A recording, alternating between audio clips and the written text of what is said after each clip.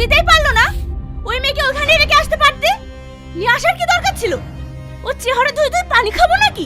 দেখেন মা, আমার আব্বা গরিব মানুষ, অসুস্থ, কোনো কাজ কাম করতে পারে না। আর তাছাড়া আপনারা সবকিছু জেনেই বিয়ে দিয়েছে।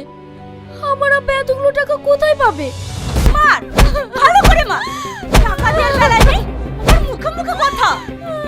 কেঁদো না, কেঁদো না মা আমার। তুমি আমার রাজকন্যা না? আমি আছি তো।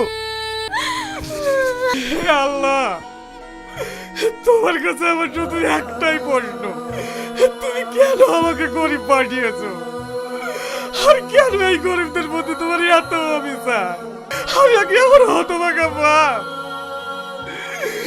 যে আজ পর্যন্ত তার এই রাস্তা দিতে পারি।